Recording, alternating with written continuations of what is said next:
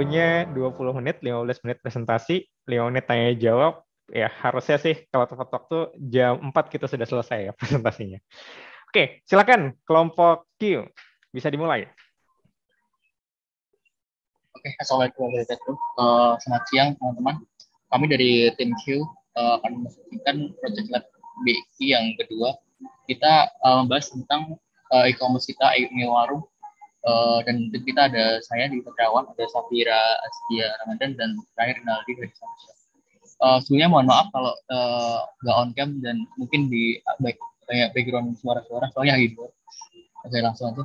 Untuk problem statement, nah sebagai startup, nah agar pada tahap pricing juga dengan lancar, perusahaan itu harus bisa memantau segala kerugian. Nah, karena itu user itu membutuhkan sebuah dashboard yang komprehensif sehingga dapat membantu stakeholder dalam monitoring dan evaluasi performa dengan mudah dan efisien. Dan juga produk dashboard ini juga diharapkan dapat membantu para decision maker untuk dapat membantu kondisi perusahaan selama menyeluruh, sehingga para decision maker ini dapat membuat keputusan yang baik dalam menentukan rancangan rencana bisnis kedepannya ketika melihat dashboard yang disampaikan oleh tim BI.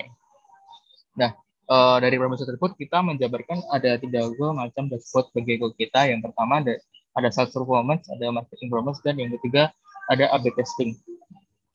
Selanjutnya untuk sisi performa, kita yang pertama strategi level yang digunakan untuk melihat performa usaha sehingga dapat menentukan strategi bisnis yang akan dipilih baik jangka pendek, menengah, dan panjang. Lalu ada yang kedua dari sales dan operational team untuk bantu tim sales dalam mendapatkan gambaran terkait distribusi jualan, feedback customer, maupun dari kondisi personalnya. Dashboard sales ini juga dapat digunakan untuk menganalisis perbaikan yang dapat dilakukan dalam rangka meningkatkan jualannya. Lalu selanjutnya ada marketing team. Dalam marketing ini membantu dalam menentukan segmentasi customer serta mengacu performa dari campaign-campaign yang sudah berjalan untuk mempersiapkan campaign selanjutnya guna meningkatkan jualan perusahaan. Lalu yang keempat ada business development team. Dari situ kita diharapkan dapat membantu dalam melihat efektivitas dari setiap fitur. Kalau di case ini adalah landing page-nya, sehingga dapat mengambil keputusan untuk mempertahankan fitur itu tetap atau tidak. Nah, untuk flow-nya kita dari masuk ke homepage, lalu kita dapat memilih ketiga dashboard, ada yang sales, marketing, dan A/B testing.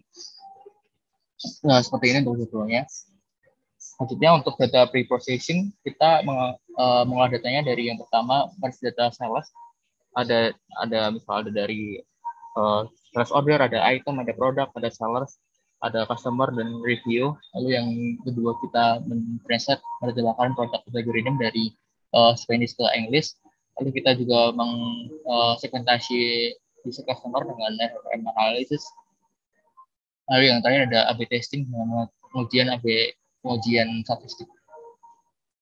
Nah, untuk fiturnya seperti yang tadi, yang pertama ada halaman utama, homepage, halaman awal dashboard. Lalu yang kedua marketing performance, memberikan gambaran terkait data marketing dan verifikasi customer-nya. Lalu yang ketiga ada sales performance, memberikan gambaran terkait sales dan operation performance. Lalu yang terakhir ada A/B testing untuk membantu pengambilan keputusan berdasarkan statistik dari eksperimen yang dilakukan atas 2 pilihan landing page. Ini untuk hasil prototipe-nya. Mungkin langsung aja ke dashboard-nya. Saya persilakan ke Mbak Safira.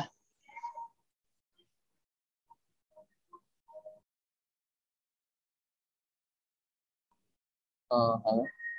Halo. Sebentar. Oke.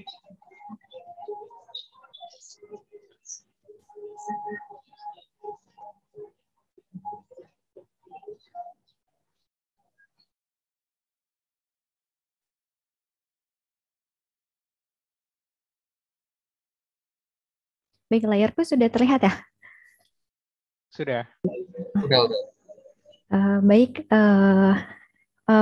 sebelumnya mohon maaf belum bisa open kamera karena mungkin akan mempengaruhi internetnya. Ini homepage dari dashboard tim kita. Di homepage ini user langsung bisa memilih performance mana yang ingin dilihat terlebih dahulu gitu. Ada apakah sales ataukah marketing atau A/B testing. Kita lanjut, kita coba untuk pertama kali kita lihat sales performance. Nah, untuk di dashboard di sales performance ini kita menampilkan nilai-nilai total, ada nilai total sales, total order, total customer, dan total seller. Begitu. Lalu total sales ini kita tampilkan juga tren dan forecast-nya gitu untuk melihat tertinggi ada di bulan mana ya, di tahun berapa, seperti itu. Lalu perkiraan forecast-nya akan seperti apa. Begitupun di order, seperti itu. Lalu kita juga bisa melihat sales by state, sebaran total sales berdasarkan state gitu. State mana yang memiliki sales tertinggi. Dan di sini dan di sales by state ini kita juga bisa kita jadikan state ini sebuah filter untuk melihat performa di state tersebut. Kita coba untuk lihat Sao Paulo. Nah, ini akan menampilkan performa di state tersebut yang kita pilih dalam filter state ini. Jadi total sales di Sao Paulo sebesar $5 juta, begitupun total order dan lain sebagainya. Lalu di sini juga kita tampilkan top 10 sales by product. Jadi produk mana yang salesnya itu paling tinggi. Seperti itu. Di sini bisa terlihat bahwa beauty health ini, kategori beauty health mempunyai sales yang paling tinggi. Seperti itu. Lalu ada review score. Mungkin review score bisa sedikit menggambarkan tentang kepuasan pelanggan pada saat melakukan belanja di e-commerce kita. Seperti itu. Mungkin ketika ketika customer memberikan review 5, kemungkinan besar mereka akan memberikan rekomendasi kepada kerabat-kerabatnya seperti itu, atau melakukan repeat order karena mereka merasa puas belanja di e-commerce kita, seperti itu. Lalu ada average order value, ini rata-rata nominal belanja customer per ordernya gitu dalam sekali order. Mungkin bisa sedikit membantu ketika kita ingin menaikkan sales sekitar 13.000. Berarti kita membutuhkan sekitar 100 customer gitu dengan average ordernya $138. Seperti itu. Lalu kita lanjut ke marketing performance.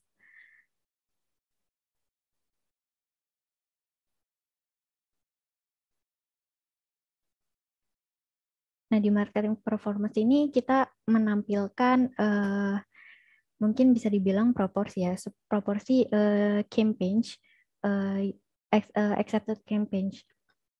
Jadi dari total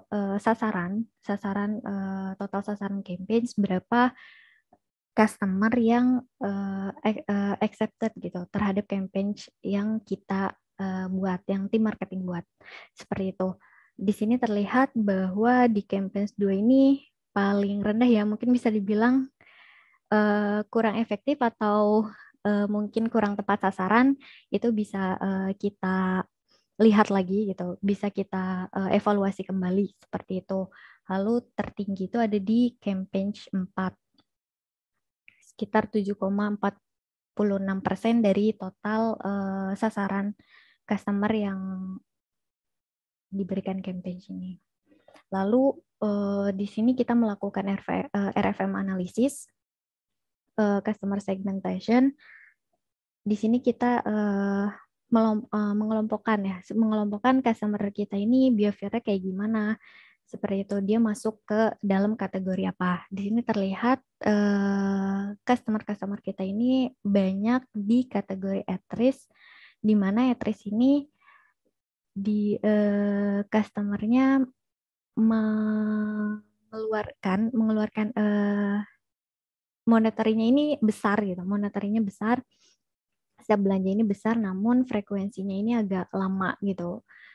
Ini contoh potensial strategisnya itu mungkin kita bisa send emails gitu untuk over diskon-diskon ataupun bisa rekomendasi resource untuk mereka seperti itu. Terus di sini kita juga bisa lihat kategori at-risk ini gimana karakteristiknya gitu. Karakteristiknya itu seperti apa untuk membantu supaya nanti tim marketing dalam membuat campaign lebih tepat sasaran seperti itu. Oh, ternyata di kategori at-risk ini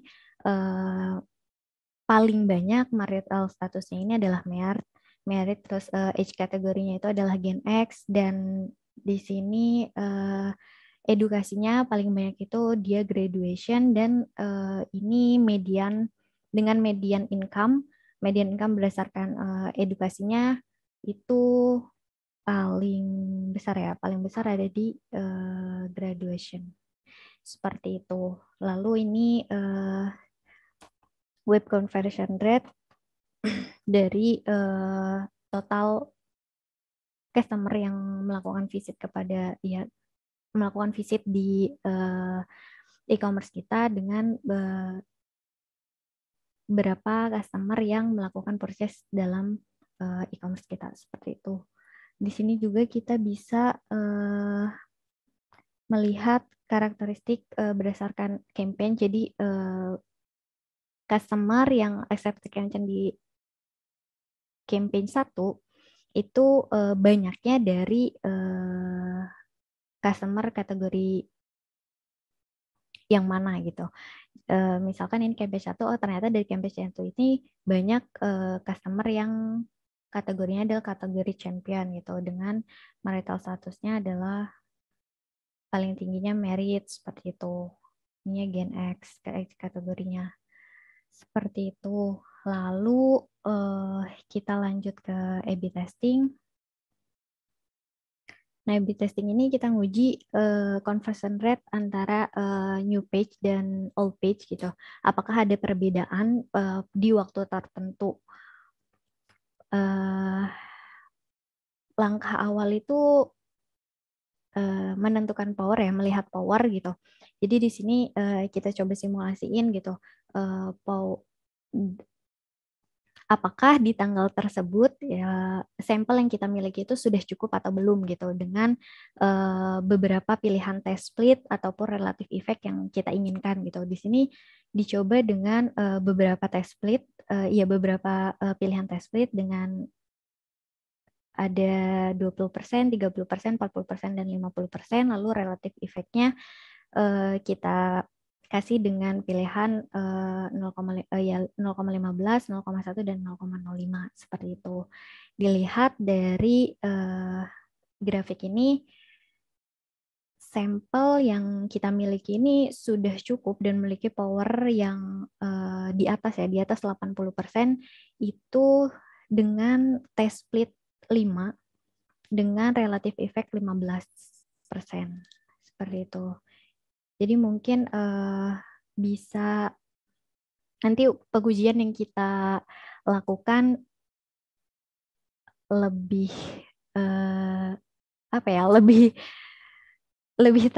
lebih bisa dipercaya, atau ya kekuatan ujinya kemungkinan pengujian yang kita lakukan benarnya mungkin lebih tinggi seperti itu. Lalu di sini conversion rate new page dan old page di dalam kumulatif 23 hari ya, langsung semuanya dijumlah. Ini dilihat ada perbedaan gitu. Secara kasat mata ini ada perbedaan seperti itu, tapi kita uji apakah memang benar ada perbedaan gitu. Kita uji secara statistika apakah benar memang ada perbedaan antara conversion rate antara new page dan old page dengan user visit. Kalau di sini berarti mereka nge-split 50-50, 50%, 50%, dengan ini user converted-nya 17.498 untuk new page, dan old page 17.739. Kita mendapatkan p-value-nya sebesar 0,17, 0,1712, di mana kriteria ujinya adalah jika nilai p-value-nya ini lebih kecil dari 0,05, maka hipotesis 0 atau H0 ini ditolak gitu. Maka, sorry, salah ya. Sorry. Berbeda. Oh ya, maka hipotesis H0 ini diterima ya, harusnya H1 ditolak, jadi tidak ada H0 ditolak. Oh ya, berarti tidak ada perbedaan antara conversion rate new page dan old page, seperti itu. Mungkin itu yang bisa disampaikan, kurang lebihnya mohon maaf. Kami kembalikan kepada Mas saya. Iya, oke. Thank you. Thank you Mbak Safira dan tim terakhir ya. Nah, ya karena masih ada waktu, mungkin aku akan buka ya sesi pertanyaan. Bagi teman-teman yang punya pertanyaan untuk tim Q, silahkan bisa langsung open mic dan langsung bertanya. Enggak? Ada? Wah, belum ada tampaknya. Oke, ya udah. Kalau misalkan belum ada, mungkin dari aku bentuknya feedback ya untuk tim Q. Nanti kalau misalkan pertanyaan-pertanyaannya mungkin nanti akan ada di feedback tugasnya langsung gitu ya. Oke, untuk yang sekarang feedbacknya yang pertama, aku sangat mengapresiasi nih ya template-nya minimalis, terus ngasih kesan energetik gitu dengan warna-warnanya. Ini bagus, simple. Oke, terus yang kedua adalah teman-teman harus hati-hati nih dalam menggunakan preattentive atributnya ya. Misalkan ini, nah seperti ini, yang review score, kelihatan ya? Oh, iya. Nah, review score ini. Jadi kalau nanti tujuannya teman-teman ingin membandingkan berapa mana yang lebih besar, mana yang lebih kecil, sebaiknya jangan seperti ini, tapi pakai bar chart aja. Yang simpel aja nggak masalah gitu ya. Karena kalau kayak gini kita nggak bisa ngelihat dengan pasti nih. Anggap aja, oh kalau sekarang masih kelihatan ya, mana yang lebih besar, mana yang lebih kecil. Tapi kalau nilainya mirip-mirip, nah itu akan sulit untuk dilihat ya. Jadi hati-hati yang ini gitu. Terus yang coba ke A/B testing, Mbak Safira. Nah, di A/B testing ini juga nanti harus hati-hati ya. Ya ini di bagian ininya. Lihat, di sini skalanya beda gitu. Oke ya. Oh, iya. Ya. Jadi meskipun mungkin Mbak Safira atau aku juga pernah melihat kan ada orang yang melakukan dual axis, bagian kanan sama kirinya ini beda, namun itu sebenarnya nggak terlalu direkomendasikan karena nanti takutnya ngebuat orang-orang kepleset gitu ya saat membaca. Jadi dikira ini itu masuk ke bagian sini gitu ya, atau sebaliknya. Nah itu harus hati-hati. Jadi kalau misalkan Mbak Safira ingin masukkan kayak gini, ya mungkin buat aja dua yang berbeda gitu. Kalau nggak salah di presentasi sebelumnya ada yang ngebuat kayak gitu ya, dua yang berbeda, satu yang bawahnya buat p-value, yang atasnya buat conversion rate. Itu nggak masalah gitu. Yang penting nggak membuat user salah menginterpretasikan ya saat digabung-gabung ini. Dan ini juga sebenarnya nggak perlu ditampilkan perubahan warnanya ya, karena kan Mbak Safira sudah nunjukin amount-nya kan ya. Jadi nggak perlu lagi ditambahin perubahan warna. Bisa dibuat line chart aja juga cukup gitu. Oke, sip. Terus tambahan yang terakhir, ya ini. Nanti dibuat, ini kayaknya tadi agak kelewat ya. Harusnya H0 gagal ditolak kan di bagian sininya ya. Nah itu, ini, terus yang, iya kan? Ini kriteria uji normalnya benar kan Mas? Maksudnya kurang dari 0,5 tuh berarti iya, H0 iya, ditolak iya. gitu. Maksudnya kriteria uji dari, iya tadi aku juga Benar. terkecoh dengan Oke. itu. Cuman maksudnya ini adalah kriteria uji pengujian A/B testing ini, bukan kesimpulan dari. Iya, betul. Oke, sorry. Aku kira ini kesimpulannya. Ya. Iya. Oke, ini benar. Berarti kesimpulannya adalah, oke, kayaknya belum dikasih ya summary saat ininya kayak gimana. Oke, sip. Tapi ya nggak masalah ya. Ini oke, meskipun ya udah. Kayak nggak apa-apa juga sih untuk dibalik kayak gini ya. Nah, terus mungkin ini biar lebih enak, old-nya mungkin kita taruh di kiri ya, new-nya kita taruh di kanan, biar ngelihat ya yang lama sama yang baru gitu. Oke, seperti itu. Oke, paling itu dari aku untuk feedback-nya ya. Sekali lagi mantap nih untuk tim Q ya. dari presentasi dan dashboard-nya. Oke. Sip. Thank you, Mas. Thank you teman-teman.